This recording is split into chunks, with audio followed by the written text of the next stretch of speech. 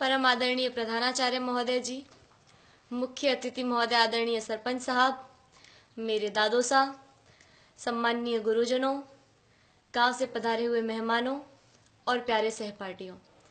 26 जनवरी को गणतंत्र दिवस के रूप में मनाया जाता है, ये तो हम सबको मालूम है। अब इस लोकतंत्र की राह पर चलते चलते हमारी शिक्षा व्यवस्था किस राह पर आकर खड़ी हो गई है, आज मैं उसके बारे में कुछ निवेदन करना चाहूंगी।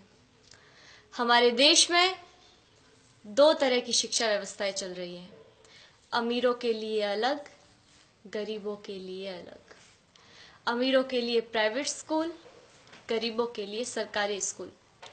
मैंने कई बार देखा है, घर पर जब मेहमान आते हैं और पूछने पर हम ये बताते हैं कि सरकारी विद्यालय में पढ़ रहे हैं, तो उनके चेहरे का रिएक्शन, भाव एक अलग तरीके का हो जाता है। तब मुझे बड़ा दुख होता है। उन सभी लोगों से मैं ये निवेदन करना चाहूंगी कि आप बहुत बड़ी गलतफहमी में हैं, क्योंकि शिक्षा का जो स्रोत है, शिक्षा जहां से आती है, वो आदरणीय शिक्षक है। शिक्षा ऊंची बिल्डिंगों से, बड़े बड़े गार्डन से, अच्छी बसों में सफर करने से या एसी रूमों से शिक्षा नहीं आती है।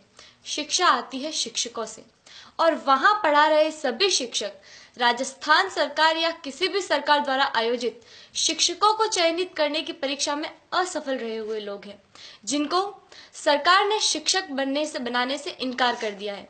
वो सभी लोग वहां पढ़ा रहे हैं। हमारा सौभाग्य है कि हम जिस विद्यालय में पढ़ रहे हैं, वहां के शिक्षक राजस्थान सरकार द्वारा आयोजित शिक्षकों को चयनित करने की परीक्षा, जिसमें लाखों लोग भाग लेते हैं, उन लाखों लोगों में से चुने हुए शिक्षक हैं, जिनको राजस्थान सरकार ने शिक्षक बनने के योग्य समझा है। हमारा सौभाग्य है कि हमें ऐसे ट्रेंड टीचर पढ़ा रहे हैं। मुझे गर्व है कि हम अच्छे हाथों में हैं। मेरे दादो सा आदरणीय जय सिंह जी देवल यहाँ विराजे हुए हैं, जो मुझे कभी कभी एक बात कहते हैं कि जितने भी आईएएस, आरएएस या सरकार के किसी भी उच्च पद पर लगे हुए ऑफिसरों में से ज्यादातर ऑफिसर्स सरकारी विद्यालयों में पढ़े हुए हैं और सरकारी विद्यालयों से ही उत्तीर्ण हुए हैं। वर्तमान में एक डॉक्टर, एक इंजीनियर, एक वकील, एक बिजनेसमैन, यहाँ तक कि इन विद्यालयों में पढ़ा रहे शिक्षक भी अपने बच्चों को सरकारी विद्यालयों में पढ़ाना नहीं चाहते हैं।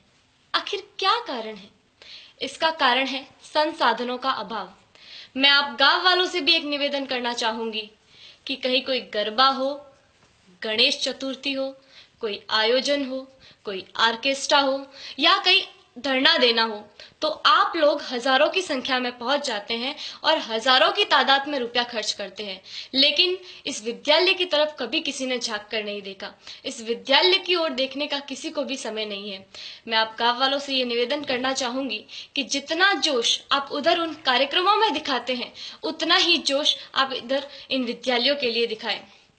भविष्य में संजोगवश हम सरकारी विद्यालयों में पढ़ रहे छात्रों में से कोई प्रधानमंत्री या और कुछ बन गया, तो सबसे पहले तो हम ये कोशिश करेंगे कि भारत की तमाम सरकारी स्कूलों को एक उच्च स्तर पर ले आए, ताकि वर्तमान भविष्य में भारत में एक ऐसा समय आए कि सभी बच्चे सरकारी विद्यालय में पढ़ रहे होंगे। मुझे जो कहना था वो कह दिया। मैंने जो कहा वो गलत है या सही, मुझे नहीं पता। इसका निर्णय तो आप लोग ही कर सकते हैं। मेरे जो मन में था वो कह दिया। अब मुझे बहुत अच्छा महसूस हो रहा है। जय हिंद, जय भारत।